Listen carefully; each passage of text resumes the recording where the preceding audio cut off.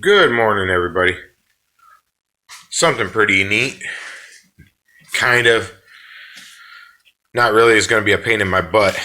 Check this out.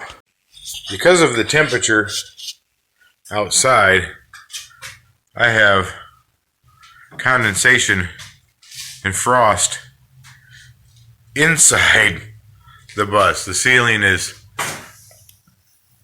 saturated.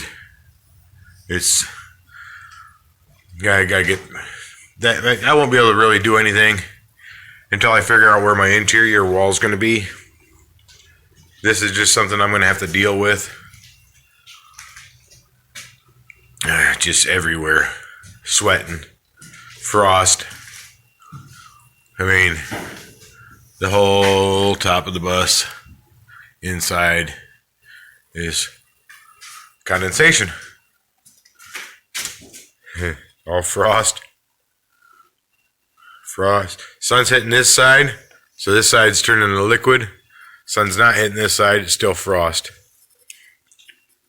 Even, I believe, inside. Yep. Even inside the windows. Frosted up. Because, outside temperature is inside temperature right now. Is what it is. Gonna be what it's gonna be. Talk to you in a minute. Here we go with the fun. My sheet metal. That, of course, I will clean up and get rid of the rust and everything. It's a good solid steel, but it's frozen in the ground. I can't.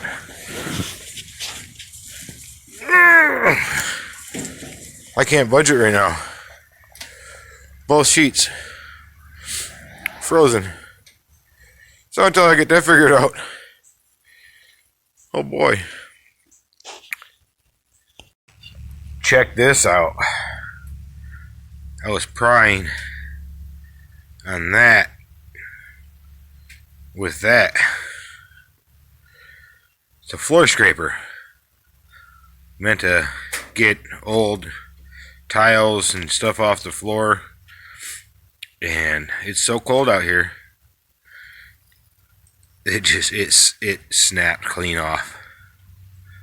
That's wild. First time for everything. With a good old-fashioned crowbar, I was able to get the first piece out. I'm going to take a square inside the bus, probably a speed square, check the corners, make sure they are square before I cut any pieces of metal. Just because they measure the same distance top to bottom, both sides, right to left, both sides, does not mean that they're actually square. So I am going to check for square first. Okay, square, and we're square.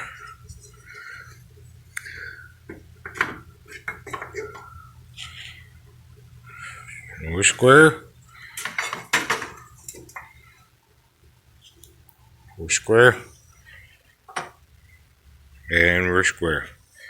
So, the measure twice, cut once. Yeah, I measure about 4 or 5 times. And cut once. Maybe 6. So, what we're looking at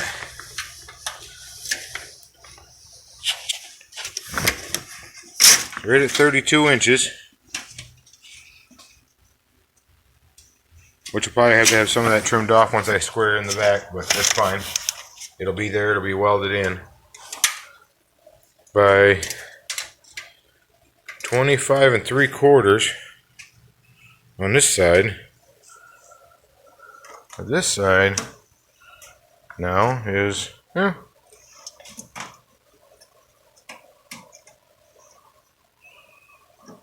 it'll be a tight squeeze, 25 3/4. So I will write that down so I don't forget, which will happen eventually.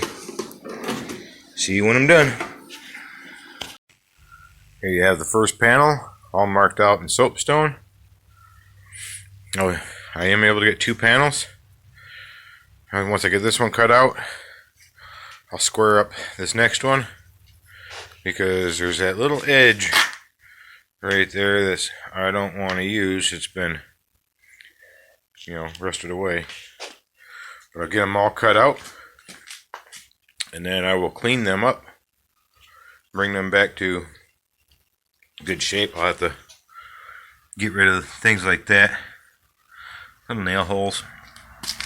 There's another one right there. A couple more. Right. Where you at? Oh, right there and right there. So, another one down there. So it seems to be, so I can see four little holes that I'll have to spot in. Not a very big deal. See you in a minute. And here we are. Test fit number 1.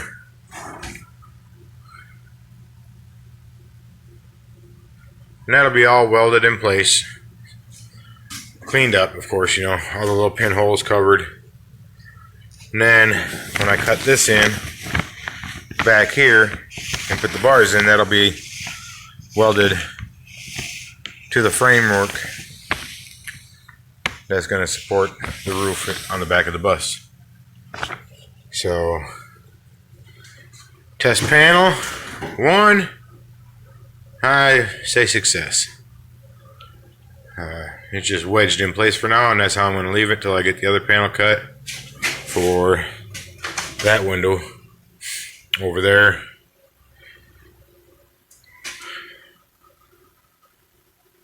And one of these days I'm going to have to, tripping over crap.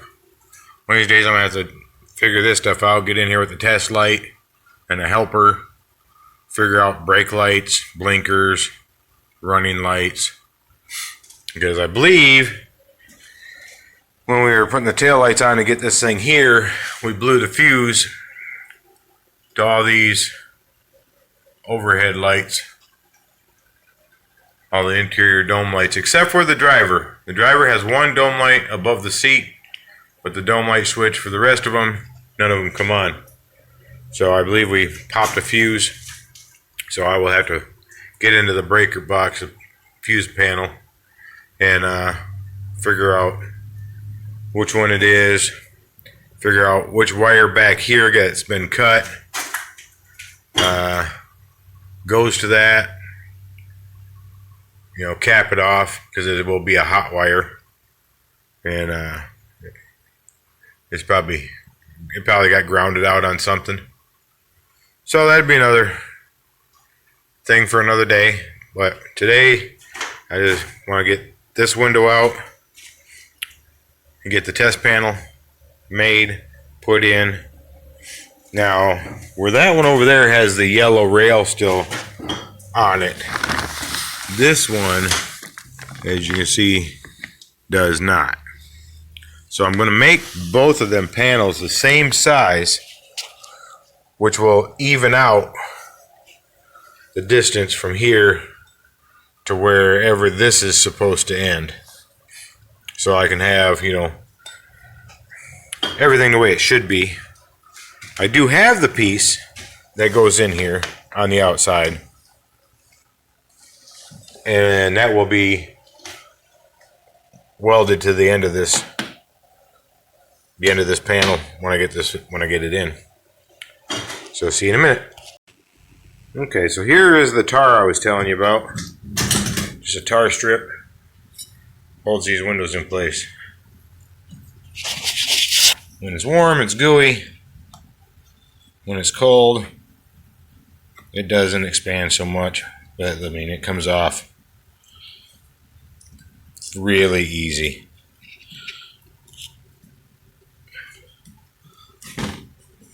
So I believe Like I said, I think that's where all the leaks were coming in.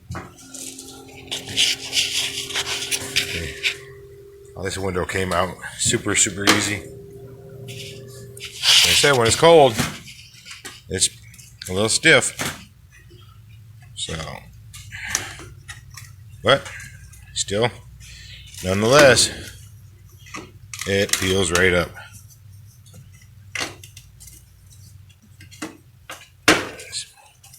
So I'm gonna get this cleaned up, get these rivets out of the way, and test fit the next piece. Now I know some of you will say to yourselves, "Oh, you can't use that for body panels.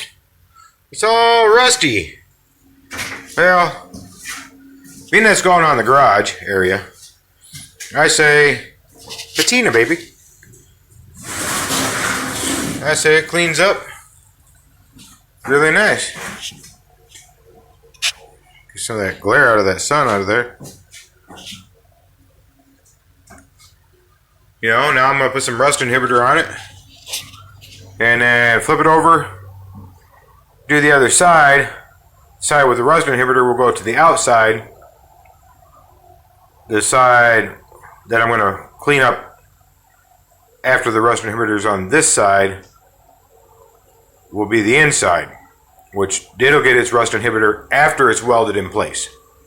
That way, after it's done, all I have to do is go on the outside and touch up the spots where the welds will heat up and burn off the rust inhibitor. Maybe. I don't know. It may not. But, you know, never too safe.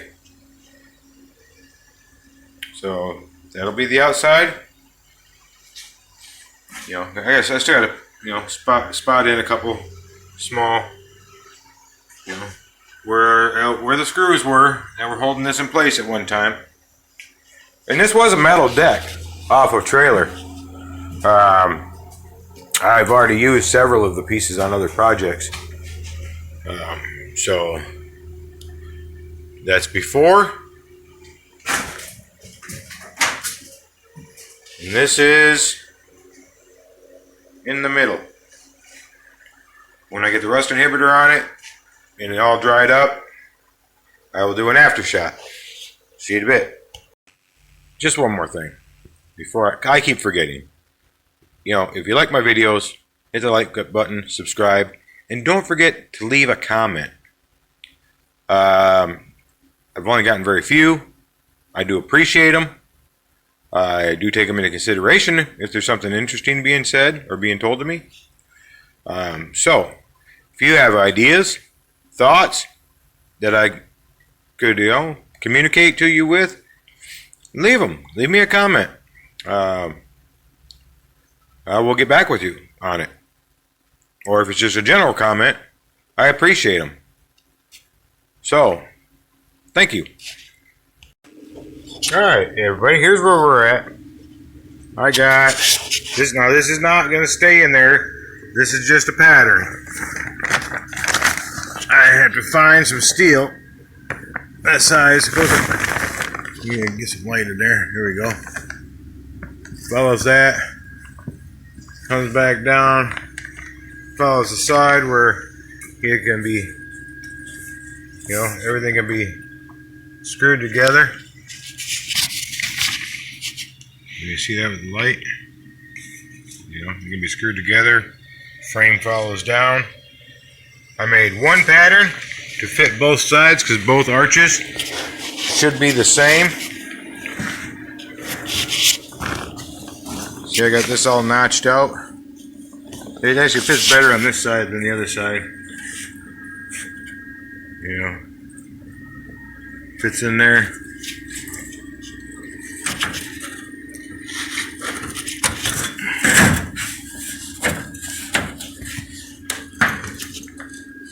Notched, got it notched, got everything all notched out. Pattern fits this side better, but it does fit both sides. So next step is going to be to find. Alright, I had to get rid of some stuff. It stopped me in my tracks. What I used to make the pattern is this old bed frame that I had on my scrap pile. cut the ends off, measured it where the arch started, and created my arch. So I'm going to measure this stuff. I'm going to get a thicker stock to create the frame for the back, now that I have a pattern for it. I did tack weld them in place, both sides, just to, you know, get an idea of what's going to be done. And that's it for today, folks. Okay, if you like today's video, like, subscribe, share, comment, please. If you guys have comments, let me know. I would appreciate comments. So, whatever you're doing out there, be safe. Have yourself a great day. Thank you to all my subscribers. I will catch you on the next one.